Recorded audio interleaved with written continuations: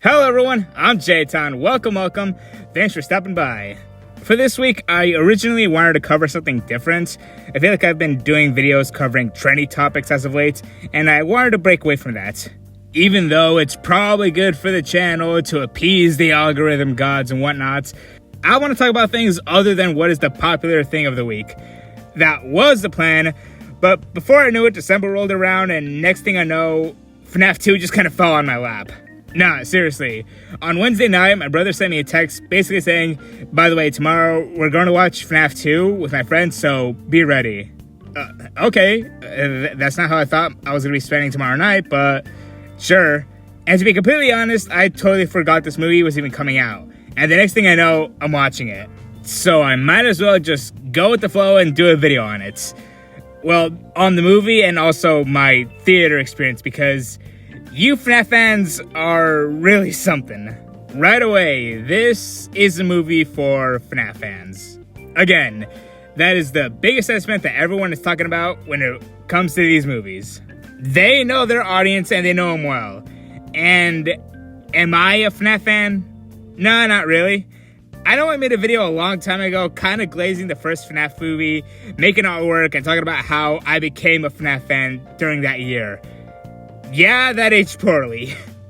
2 years have passed and I still haven't played a single other FNAF game or consumed any other media from it.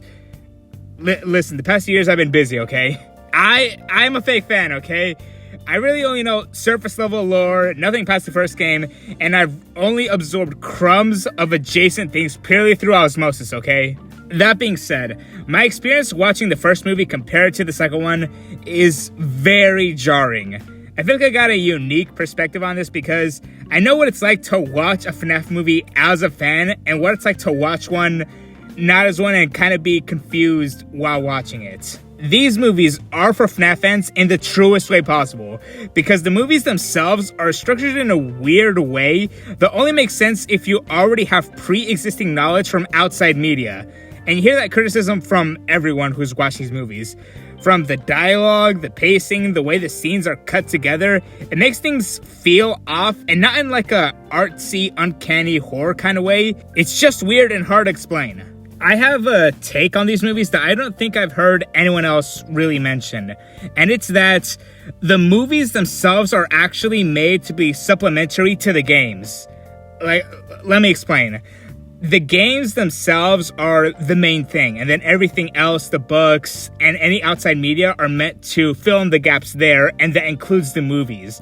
Yeah, the movies are their own canon and their own thing, but they are so heavily tied down to references and Easter eggs from the games that you can't really fully understand the greater, bigger picture of what the movies are trying to portray if you haven't read the books or played the games beforehand.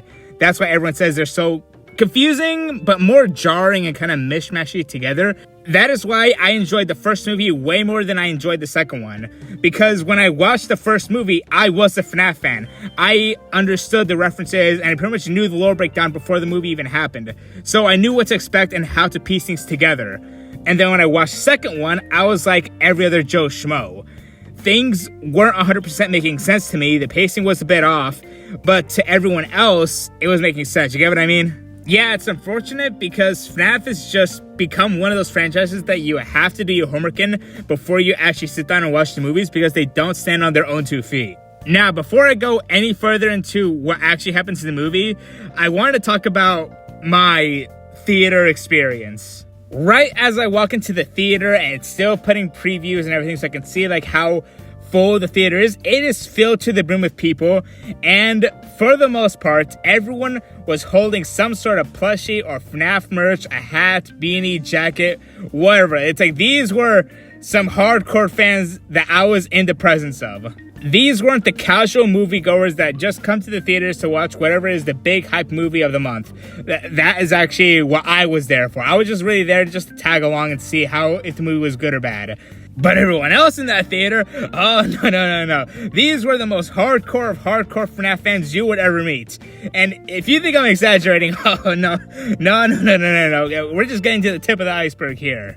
I 100% know that because you guys will not shut up about the goddamn lore. I am not joking, because every 10 minutes since the movie started, the two people sitting to my right, I'm assuming that they were kids, because if they weren't, it would be way more embarrassing, but every 10 minutes, they would glub shit out and point at the screen, doing like a, oh my god, that was the reference.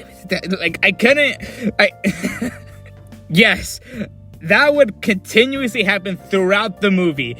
Every single time, I couldn't 100% hear what they were saying, so I didn't know what was the cryptic significance or what was going on screen, but I know that, okay, that was a reference, that was something that was clearly mentioned in some other part of FNAF lore, but okay, thanks for pointing it out.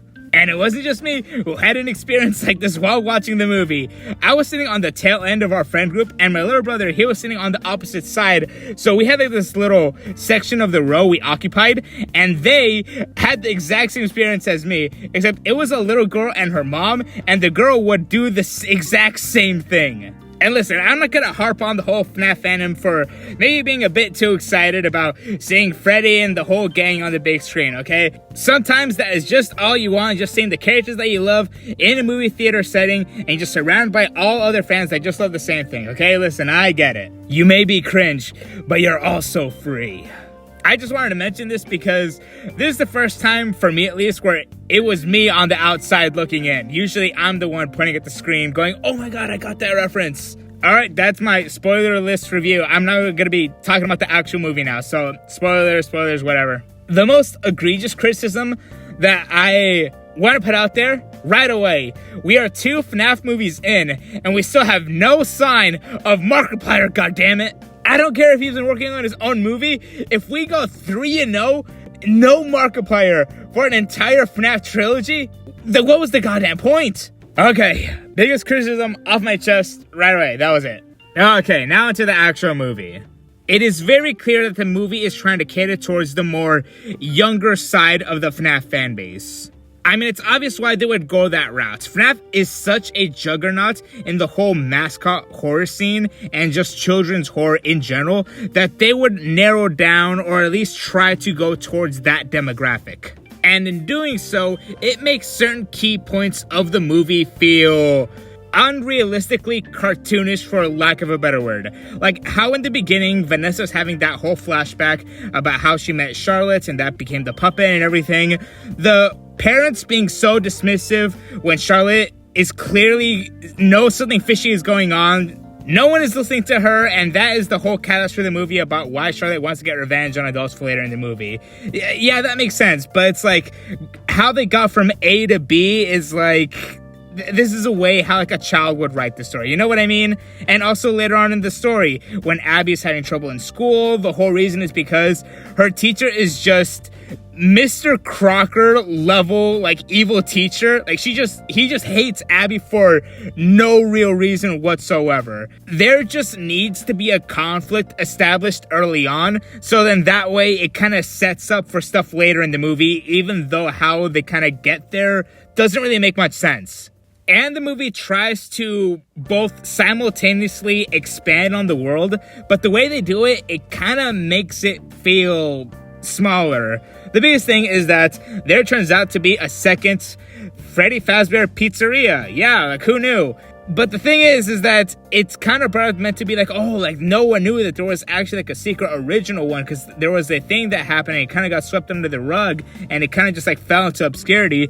But Abby is able to easily ride her bike from her home to this new pizzeria location and back multiple times throughout the movie. Meanwhile, later in the movie, people with actual cars try to go to and back from the pizzeria into town, and it takes way longer. So there's just a weird sense of scale and time throughout the movie, just like at certain random parts, and it just makes things feel off. It's structural details like this where if you think about it for more than 2 seconds, it opens up like a whole floodgate of like little inconsistencies that just kind of make the movie feel as if how a child would write the story, you know? Anyway, I feel like that kind of gets the whole point across the movie. I don't really want to spoil every single thing that goes on if you are a FNAF fan. Now, do I think the movie was god-awful? No. But was it a good movie? I mean, it was okay for what it is. there are definitely more egregious examples of movies that try to cater towards a younger audience. And FNAF, for me at least, it was teetering on that line of it did try a couple new things, and it felt like it was trying to push that PG-13 rating with some of the more violent or explicit scenes with some of the murders. Anyway, that's all I have to say about the FNAF 2 movie. Comment below if you enjoyed it, like the video. I've been J-Town, thank you for watching, and as always, I'll see you guys next time.